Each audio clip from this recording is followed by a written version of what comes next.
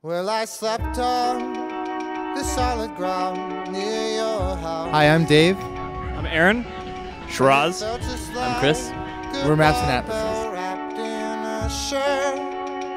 None of us were like music majors or anything in college, but yeah, we all started playing music when we were pretty young, and we all went to college here at Columbia College in Chicago, and we met, but none of us were music majors, and none of us were really studying music.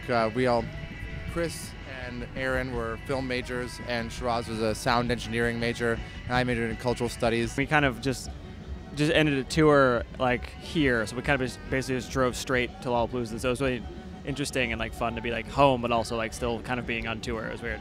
To be able to play, on like a gigantic stage like downtown, like outside in the summer, seems really like a sort of a realization of like a sort of, I don't know, teenage idea of playing music in a like not in like a in like in a really amazing way. And it's really cool. A lot of times we'll sort of describe ourselves as sort of like experimental pop music or something, because I mean I think that we do like to work within like a sort of traditional pop song structure and try to be sort of centered on the song and centered on like lyrics and melody and stuff like that. But then at the same time, obviously, like a big part of what we do is try to experiment with like pushing like with using that structure, but then like pushing like things within that, especially using like technicality and different rhythms and stuff like that. So yeah, so I guess technical pop music, I don't know, experimental pop.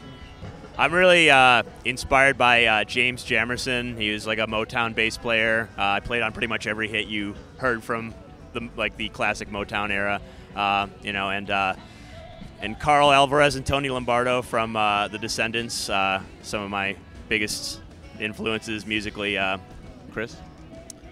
Yeah, I mean, I'm pretty influenced by a lot of like classic rock drummers from '70s. We're definitely like influenced by like, the Talking Heads and also a lot of like the sort of like '70s New York like punk stuff. Like I really like Tom Verlaine's guitar playing is like amazing.